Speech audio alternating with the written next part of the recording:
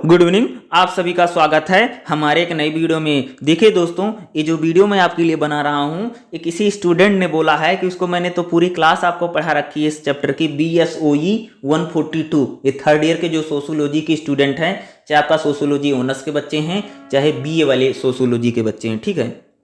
तो उसने बच्चे ने मेरे से क्या बोला था, मुंबईया विचारधारा और लखनऊ विचारधारा, ये दो बतानी है, ठीक है। उसने कमेंट करके बोला था, ठीक है, मुझे मुंबईया और लखनऊ विचारधारा के बारे में उसने बोला था कि मुझे एक बार समझा दीजिएगा वीडियो बना करके, उसे शायद उनको समझ में नहीं आया होगा क्लियर। तो मैं आपको इसमें मुंबई विचारधारा क्या और लखनऊ विचारधारा क्या, ये मैं आपको समझाता हूँ। यानी भारतीय जो समाज शास्त्र है, यानी हमारी जो सोशोलॉजी है, उसमें मुंबई की विचारधारा, मुंबईया विचारधारा में जिसे बोलते हैं समाज शास्त्रियों की, और लखनऊ विचारधारा, इन्हें दो पॉइंट को देखेंगे, 2.3 और 2.4। ये आपके लिए एग्जाम के लिए इंपॉर्टेंट भी हो सकता है, एग्जाम में आता भी है। तो उसको मैं पढ़ा देता हूं क्योंकि उन्होंने मेरे को कमेंट करके बोला था इसको पढ़ाने के लिए कि सुबह इनका एग्जाम भी होने जा रहा है, एग्जाम भी बहुत ज़्यादा नज़दीक आ गया है, ठीक है, आपका एग्जाम भी है। तो मैं सबसे पहले मुंबईया और लखनऊ से पहले हम देखेंगे मुंबईया विचारधारा। देखिएगा, मुंबई यानी जो आज का भैया बम्बई है, क्या बोलेंगे, मुंबई बोलते हैं, ठीक है। मुंबई विश्वविद्यालय में, यानी जो मुंबई विश्वविद्यालय था, वहां पर जो मुंबई विश्वविद्यालय में भैया जो अर्थशास्त्र की स्थापना वर्ष 1919 में हुआ था। तो मुंबई जो विश्वविद्यालय था, वहां पर कह सकते हो कि जो समाज शास्त्र विभाग था, यानी सोशोलॉजी डिपार्टमेंट की स्थापना 1919 में हुई। वहां पर प्रोफेसर सर क्या थे, गोडसे थे। प्रोफेसर कौन से भैया, गोडसे। 1854 से 1932 तक प्रथम विभागाध्यक्ष, यानी जो मुंबई जो विश्वविद्यालय था, वहां का जो सोशोलॉजी डिपार्टमेंट था, उसके पहले अध्यक्ष थे, साथ ही हुई थी, यानी इनको पहला अध्यक्ष बनाया था। और मुंबई विश्वविद्यालय में कह सकते हैं सोशोलॉजी डिपार्टमेंट 1919 में बना, और वहां पर प्रोफेसर गोडसे को अध्यक्ष बनाया गया। इसके अलावा GS धुरे, जो GS धुरे थे 1893 से 1883 तक, और AR देसाई, कन्हैया लाल मोतीलाल कपाड़िया, JV और D नारायण जो थे, ने अनेक अकादमी परंपराओं की नींव डाली। यानी अन्य लोगों ने, अगर मैं बोलूं तो sir Godse, GV धुरे, Desai, Kanhaiya Lal, Motilal, JV और D नारायण ने क्या किया कि वहां पर कह सकते कि मुंबई में समाज शास्त्र जो विभाग था, उनमें अकादमिक यानी एकेडमिक परंपरा की नींव डाली, जो समय के साथ देश भर में विभिन्न विश्वविद्यालय और महाविद्यालय में फैल गई। यानी कह सकते हैं मुंबई से जो सोशोलॉजी का जो विकास हुआ, जो आगे बढ़ा, वो हमारे देश की और सारी यूनिवर्सिटियां और सारे विश्वविद्यालय में इस विचारधारा का प्रसार हुआ। आगे देखा, मुंबई विचारधारा को दिशा निर्देशन, यानी मुंबई जो विचारधारा है उसको चलाने वाले या भैया दिशा निर्देश देने वाले कौन थे, भरत विद्याधुर थे।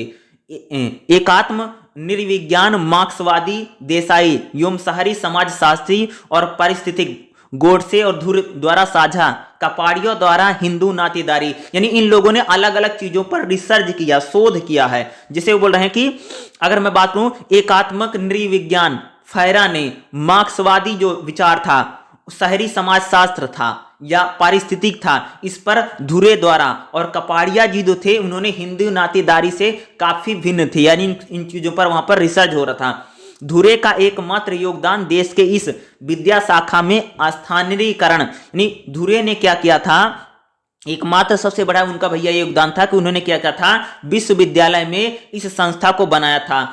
पहले स्वयं और फिर उनके छात्रों की अग्रणी भूमिका रही। मुंबई विचारधारा के साथ एक अन्य उल्लेखनीय नाम यम के कपाड़िया का जुड़ा। आगे चल करके मुंबई विचारधारा में एक और नाम जुड़ता है, क्या है, M कपाड़िया का जुड़ा, जिन्होंने भारत विद्या विषयक स्रोतों के आधार पर उन्होंने अपनी पुस्तक हिंदू किनशिप उन्होंने जो लिखी थी, यानी हिंदी सोशल हिस्ट्री जो 1947 में बनी, परिवार के रचनात्मक पहलुओं पर, यानी परिवार का जो रचनात्मक पहलू होता था, उन चीजों पर मुंबईया विचारधारा ने जो, यानी हमारे समाज का जो रचनात्मक, उसका स्ट्रक्चर कैसा समाज का, उसके बारे में मुंबईया विचारधारा ने बोला। आगे देखिएगा, भारत विद्या शास्त्रीय पवित्र ग्रंथों के माध्यम से किसी भी समाज में वैज्ञानिक अध्ययन कहा जाता है। यानी भारत विद्या क्या है? भारत विद्या का मतलब है किसी भी हम ग्रंथों के माध्यम से उस समाज के वैज्ञानिक रूप को देखते हैं। यद्यपि भारत विद्या विषयक परिप्रेक्ष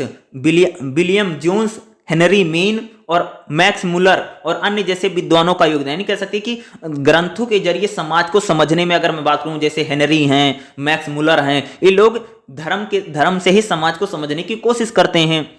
यहां एडवर्ड सईद द्वारा चर्चा किया गया कि प्राच्यवाद में निरंतर भिन्न है।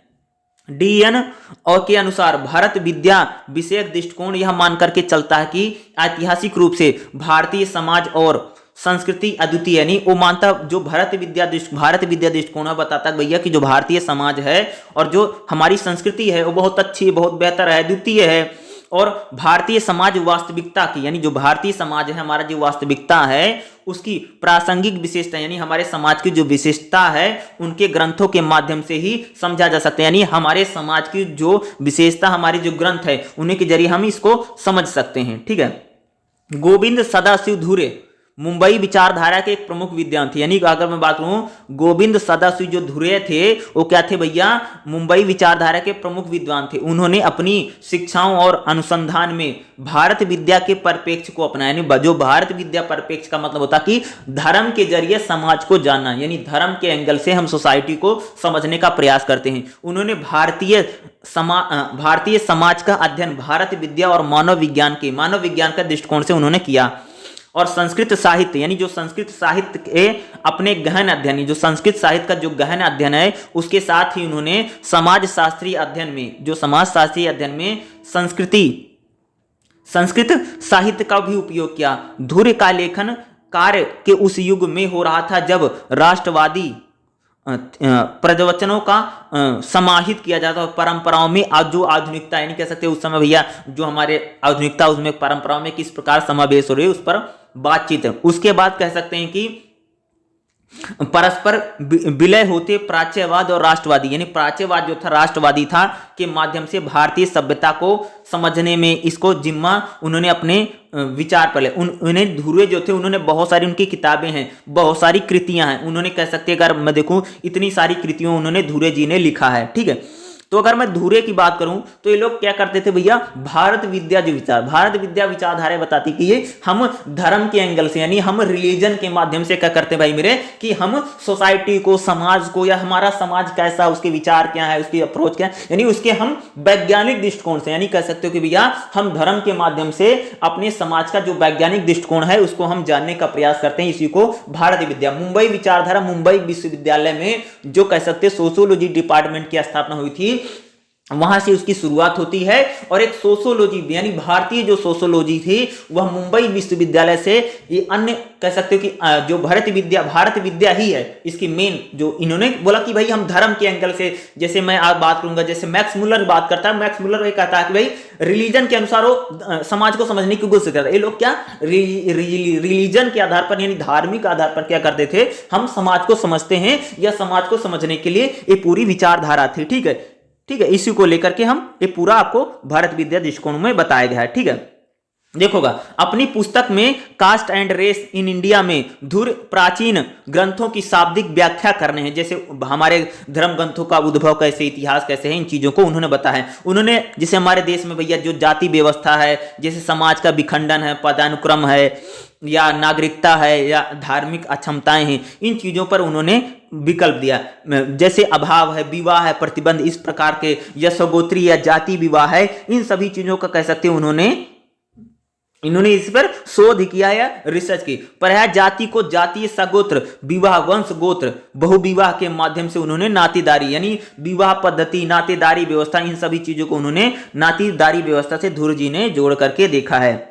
भारत में जनजातियों पर अपने लेख में धुर ने हिंदू समाज में अनेक एकीकरण है, कल्याण के लिए पिछड़ी जातियों के हिंदू होने का तर्क दिया है। हिंदू समाज में जो पिछड़ी जाति हिंदू होने का तर्क दिया, उनके लिए उन्होंने दक्षिण मध्य भारत में रहने वाले जो संथाल हैं, भील हैं, जो आदिवासी हैं, इनका उदाहरण दिया। दूसरे में उन्होंने उत्तर पूर्व में उपद्रव की चिंता व्यक्त की है। राष्ट्र निर्माण की प्रक्रिया में मतभेदों को उन्होंने क्लियर किया है। ठीक है। भारत में समाज का अध्ययन करने के लिए मार्क्सवादी दृष्टिकोण मार्क्सवाद के सिद्धांतों पर आधारित है, यानी जो मार्क्सवादी विचारक हैं वो कार्ल मार्क्स का जो दृष्टिकोण है उसी के आधार पर वो भारत को समझने का प्रयास करते हैं। मार्क्सवाद समाज के उत्पादन के तरीके में परिलक्षित, यानी जो उत्पादन होता है उसका तरीका उसके भौतिक आधार को देखता है या समाज के आधार को कि समाज के मूल रचना के आवरण के रूप में हम इसको समझते हैं। देखिएगा DP Mukherjee, DD Kaushambi, AR Desai, CP Joshi, इन्होंने क्या किया था, इन्होंने भारतीय चीजों को या भारतीय समाज को भैया इन्होंने क्या किया है कि जो कार्ल मार्क्स हैं उनकी विचारधारा के अकॉर्डिंग इन्होंने हमारे समाज को या हमारे परंपराओं को समझने का, यानी कार्ल मार्क्स जो कह सकते हो कि भाई जो एक चीज बता देना कि मजदूर और पूंजीपति का जो एंगल है, जो दृष्टिकोण है, उसके जरिए उन्होंने कह सकते हो कि जहिया जैसे डीपी मुखर्जी हैं, डीडी कौशाम्बी हैं, AR देसाई हैं या CP जोशी हैं, इन लोगों ने मार्क्सवादी विचारधारा के अनुसार हमारे समाज को समझने का इन्होंने को समझा है। देसाई का मत है कि भारतीय समाज का अध्ययन करने के लिए मार्क्सवादी पद्धति को लागू करके भारतीय राज्य को विकास का पूंजीवाद मार्ग चुना, यानी देसाई कहते थे कि जो भारतीय समाजशास्त्र का जो अध्ययन है, अगर हम इसमें मार्क्सवादी रूप से अगर हम इसका अध्ययन करते हैं तो विकास का जो पूंजीवादी मार्ग है उसको चुन सकते हैं। उनके अनुसार विश्लेषण की मार्क्सवादी जो पद्धति है समाज के उत्पादन के साधनों की जो प्रकृति है, श्रम की तकनीकी है, आर्थिक विभाजन है, उत्पादन के सामाजिक संबंधों का भी इसमें कह सकते हैं वर्णन शामिल किया जाता है या शामिल किया जा सकता है। जहां देसाई का जो दृष्टिकोण है या जो समझने की उनकी जो शक्ति है का पता लगाने के लिए उनकी जो कृतियां हैं उनको हम वर्गीकृत कर सकते हैं या उनकी कृतियों के जरिए उन्होंने किस प्रकार से भारतीय समाज को समझने के लिए किया है उसको भी हम बेहतर ढंग से समझ सकते हैं। यही है कह सकते हैं भाई मुंबईया विचारधारा, इसी के आसपास मुंबईया विचारधारा रही है। ठीक है, देश में ब्रिटिश शासन के आगमन के साथ ही कृषक व्यवस्था है, कुटीर उद्योग है, प्राधार भीतर तक बदल डाला है। चूंकि स्वतंत्र भारत ने आधुनिकीकरण का मार्ग चुना है और वह पूंजीवादी राज्य का प्रतिरूप बन गया है। देसाई की कृति की अगर मैं बात करूं तो उन्होंने बुजुर्गों वर्ग के राज्य के यथार्थ चित्रण की प्रस्तुति की है जो कि उनके पूंजीवादी जो एजेंडा था या उसका जो विरोध था उसके रूप में हिंसक दमन करता है। देखो ये जो लोग मुंबईया विचारधारा है, मुंबईया विचारधारा पूरी तरीके से धर्म के आधार पे, रिलीजन के आधार पे हमारे समाज का जो मैप, रोड मैप या सामाजिक जो चीजें हैं, सामाजिक जो मानदंड हैं, जो परंपराएं हैं, जो रीति रिवाज हैं, उनको समझने के लिए पूरी तरीके से हम कह सकते हैं भैया मुंबईया विचारधारा रही है। ठीक है, उसके बाद जो हमारी अगली विचारधारा है जो आपने बोला था बच्चे ने, वो क्या है, लखनऊ विचारधारा। ठीक है, मैं पढ़ा चुका है, ऐसा नहीं कि मैंने इन चीजों को पढ़ाया नहीं है, मैंने क्लास में पढ़ा भी रखा है। ठीक है, इस वीडियो भी पहले से भी अवेलेबल है, उसको भी जा करके आप देख सकते हैं। ठीक है, तो आप सभी का एग्जाम बहुत अच्छे से जाए तो इसको अच्छे से समझिएगा। देखो लखनऊ विचारधारा का देखो, राधा कमल मुखर्जी, DP मुखर्जी और अवध किशोर सारन को लखनऊ विचारधारा का त्रिकड़ी माना जाता है। यानी तीन लोगों ने राधा कमल मुखर्जी, DP मुखर्जी और अवध किशोर ने मिलकर के क्या था भैया लखनऊ विचारधारा को बनाया था, इन्होंने किया था। लखनऊ विश्वविद्यालय के अर्थशास्त्र एवं समाज शास्त्र विभाग में, यानी लखनऊ जो यूनिवर्सिटी थी वहाँ के जो अर्थशास्त्र और समाज शास्त्र यानी कह सकते इकोनॉमी और सोशोलॉजी जो डिपार्टमेंट के संस्थापक राधा कुमन मुखर्जी ने 1952 तक कार्यरत रहे। यानी राधा कुमन मुखर्जी जो लखनऊ विश्वविद्यालय में थे, ये अर्थशास्त्र और जो सोशोलॉजी डिपार्टमेंट था उसके संस्थापक थे और यही लखनऊ विश्वविद्यालय से लखनऊ विचारधारा चलती है।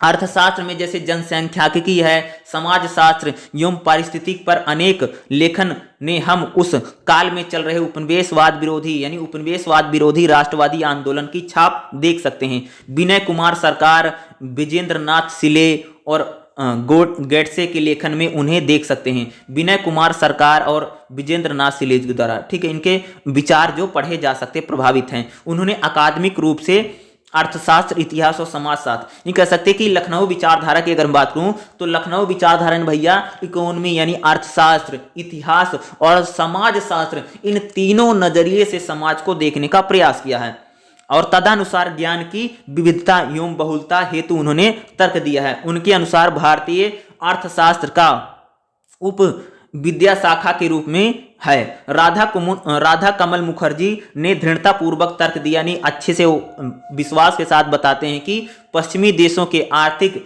सिद्धांत एवं प्रतिमान मॉडल भारत के लिए ज्ञान एवं व्यवहारिकता दोनों ही स्तर पर उपयोगी नहीं। यानी भैया राधाकुमन मुखर्जी बोलते हैं जो पश्चिम का आर्थिक सिद्धांत हो भारत के लिए कोई भी उपयोग नहीं हो सकता है। विकास के लिए यूरो केंद्रित अर्थात यूरोपीय वासियों पर केंद्रित दृष्टिकोण पर वास्तविक आलोचना, यानी यूरोपीय जो दृष्टिकोण है आर्थिक उसका उन्होंने आलोचना की है। ऐसा इसलिए कि भारतीय अर्थव्यवस्था अभी भी कृषि प्रधान है। भैया भारत की जो अर्थव्यवस्था क्या है वो कृषि प्रधान है और अपनी अनुपस्थिति में ग्रामीण है, वही गांव की व्यवस्था है। विकास के पश्चात यानी आर्थिक प्रतिमान हमारे आर्थिक पिछड़ेपन और व्यापक गरीबी को दूर कर पाने में योग्य नहीं, यानी कह सकते कि हमारा जो आर्थिक पिछड़ापन है, जो व्यापक गरीबी है, उसको ये सारी चीजें दूर योग्य नहीं, बल्कि वह विनाशकारी रूप से ग्रामीण अर्थव्यवस्था को खराब कर देंगी या तहस नहस होने वाले हैं। इस प्रकार का तर्क उन्होंने अपनी पुस्तक में दिया है, ठीक है, जो कि उनकी अन्य रचनाओं के साथ ही प्रगति के नाम पर आधुनिकता की आलोचना है। यानी ये लोग कह सकते हैं कि जो आधुनिकता का जो विचार है, जो पश्चिम का आधुनिक आर्थिकरण का जो सिद्धांत है वह भारत में बिल्कुल भी सही नहीं है। राधा कमल मुखर्जी ने कृषि और उद्योग के बीच पारस्परिकता पर आधारित परंपरागत जैविक गांव के लिए तर्क दिया। यानी वो कहते थे भैया जैविक गांव होना चाहिए। उन्होंने अपनी कृति यानी अपनी बुक में उन्होंने के माध्यम से मूल्यों और समाजों के योगदान दिया। उन्होंने मनुष्य को अभूतपूर्व एवं सार्वभौमिक मूल्यों के रूप में न्याय, प्रेम, एकजुटता और अच्छाई पर, यानी कह सकते हैं कि जो मनुष्य है वह पूरी तरीके से न्याय पर, प्रेम पर, एकजुटता पर और अच्छाई पर उसको ध्यान केंद्रित करना चाहिए। प्रगति और विकास के लिए अपने वैकल्पिक दृष्टिकोण के नियमन में मुखर्जी भारतीय इतिहास के साथ साथ भारतीय मूल्य व्यवस्था के अनूठेपन को भी रेखांकन, यानी भारतीय जो इतिहास है और भारतीय जो व्यवस्था है उसका जो अनूठापन है उसको भी बताते हैं, उसको भी रेखांकित करते हैं। भारत के गांव को यदि उचित प्रकार से राज्य का समर्थन प्राप्त, यानी जो भैया भारत के गांव हैं, जो हमारे गांव हैं, अगर उनको सरकार पूरी तरह से सपोर्ट करती किसी प्रकार का, वह धीमे विकास से उब सकते हैं। उनके अनुसार प्राकृतिक जो संसाधन है जैसे सांप्रदायिकता है, समूह है, सामुदायिक स्वामित्व है, पश्चिमी देशों में प्रचलित जो संपत्ति का निजी प्रकृति का निरंतर विरुद्ध खड़ा है। यानी भारतीय जो समाज है वह निजीपन के बिल्कुल खिलाफ है। संपत्ति का निजी प्रकृति के अपने दृष्टिकोण में अपवर्जन होती है, जबकि परंपरागत संस्कृति लोकाचार में ऐसा नहीं है। उन्होंने भारतीय समाज का अध्ययन करने के लिए जो विदेशी संस्कृति है उसकी अवधारणा पर जोर दिया। तदनुसार यानी उसके बाद उन्होंने पाश्चात्य सामाजिक जो सिद्धांत है और स्वजातीय उत्कृष्टता पर विश्वास का प्रतिकार करने का प्रयास किया है। लखनऊ विचारधारा की तिकड़ी के कार्यकाल में सक्रियता के दौरान लखनऊ विश्वविद्यालय में अनेक विद्वान धीरेन्द्र नाथ मजूमदार की नियुक्ति हुई, जो वर्ष 1950 में विश्वविद्यालय में मानव विज्ञान में नव स्थापित विभाग के अध्यक्ष बने। भिन्न शोध रुचि रखने वाले किंतु समान महत्ता वाले मजूमदार ने एक शिक्षण प्राप्त मनोवैज्ञानिक थे, यानी जो शिक्षण प्राप्त किया है प्रकार के बहुत बड़े मनोवैज्ञानिक थे धीरेन्द्र नाथ शास्त्री को। वर्ष 1928 में इस विश्वविद्यालय में अर्थशास्त्र एवं सामाजिक विज्ञान के कह सकते कि इनको अध्यक्ष के रूप में नियुक्त किया गया। उन्होंने कैम्ब्रिज यूनिवर्सिटी में अपने शोध प्रबंधन में व जनजाति लोगों की संस्कृति में परिवर्तन को लिखा था, जिससे उन्होंने वर्ष 1935 में डायरेक्ट यानी उनको कह सकते भैया पीएचडी की डिग्री मिली थी। यही शोध प्रबंधन के बाद में उनमें किताब में प्रकाश हुआ। वर्ष 1945 में उन्होंने कह सकते हो कि एनोग्राफी एंड फोकस कल्चर सोसाइटी की स्थापना की। फिर विद्वान की पत्रिका का उन्होंने प्रकाशन किया। मजूमदार के कार्य क्षेत्र की विशिष्ट पहचान है। मजूमदार का जो कार्य क्षेत्र विशिष्ट मानव विज्ञान यानी बायोमेट्रिक प्रणाली अर्थात मानव शास्त्रीय आंकड़े के विश्लेषण करके वो तकनीकों का प्रयोग करते हैं। यानी मजूमदार की अगर मैं बात करूं, ठीक है, वो गांव अध्ययन करने के लिए भारतीय यानी गांव का अध्ययन करने के उन्होंने भारतीय के बीच जो अग्रणी ग्रंथ है उसको मानते हैं, ठीक है। मजूमदार की रुचि के क्षेत्र क्या है, जैसे भौतिक नृविज्ञान है, प्रौद्योगिक पुरातात्विक है, सांस्कृतिक नृविज्ञान है, जो वर्णात्मक नृविज्ञान पर ध्यान केंद्रित करते हैं। उन्होंने समाज जो हमारा जो समाज है जो परिवर्तन की जो संस्कृतियों के संपर्क में परिणाम को मानते हैं। मजूमदार ने उत्तर प्रदेश, ये इंपॉर्टेंट हो सकता है, ठीक है, देखो मजूमदार ने उत्तर प्रदेश, बिहार और गुजरात की जनजातियों के बीच में व्यापक मानव शास्त्रीय जो सिरमन परीक्षण भी किए हैं।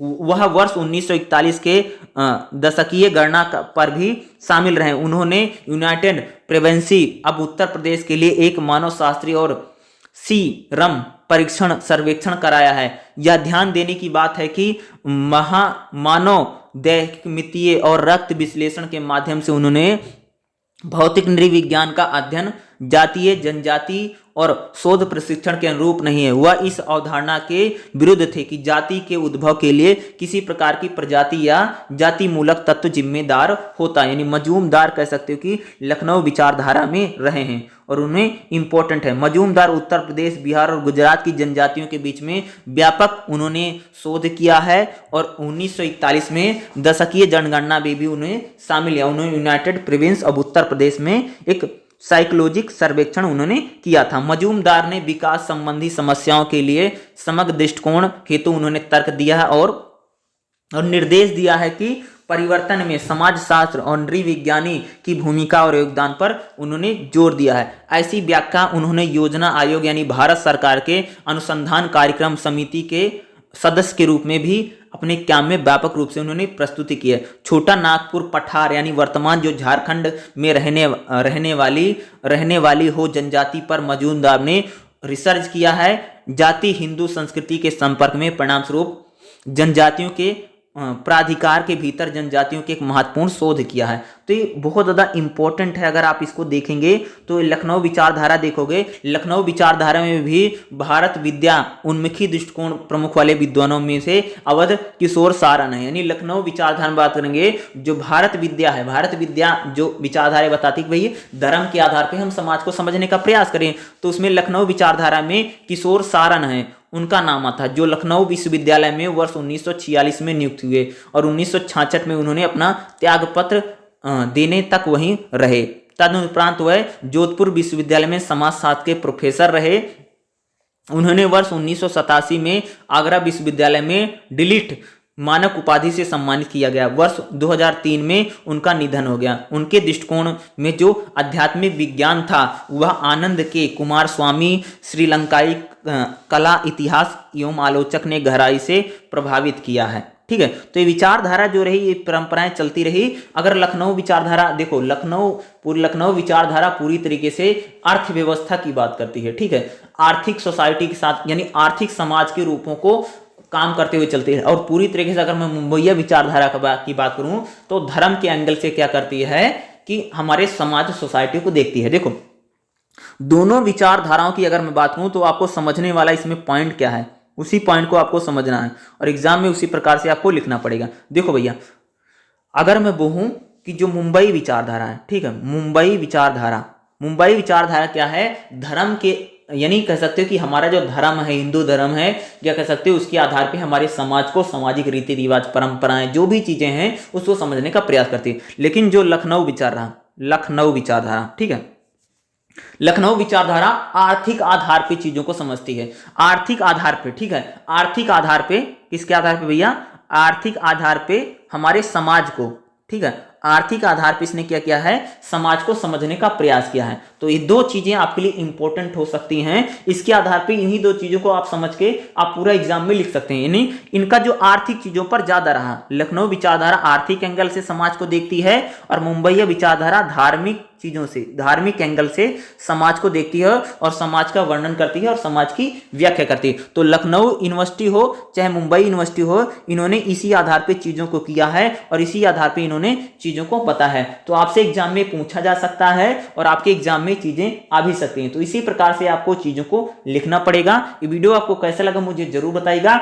वैसे मैंने इस चैप्टर को अच्छे से पढ़ा रखा, अच्छे से मैंने वीडियो बना रखे हैं, उन वीडियो को जाकर के आप जरूर देख लीजिएगा। वो आपके लिए काफी इंपॉर्टेंट हो सकते हैं, काफी हेल्पफुल हो सकते हैं। उन वीडियो को अगर आप देख करके जाएंगे तो आपके एग्जाम में आपको काफी मदद मिलेगी, काफी हेल्प मिलेगी। उन्हें देख करके आप अपने एग्जाम को आसानी से इजीली आप एग्जाम को पास कर सकते हैं। अगर आपका कोई सवाल है तो कमेंट बॉक्स में लिख सकते हैं और चैनल को जरूर सब्सक्राइब करके जाइएगा, क्योंकि इस सब्जेक्ट की क्लास लगातार हमारे चैनल पर आती रहेगी। वीडियो को देखने के लिए आप सभी का बहुत बहुत धन्यवाद और आप सभी का जो एग्जाम है वो बहुत अच्छा जाए। Thank you so much. जय हिंद, जय भारत।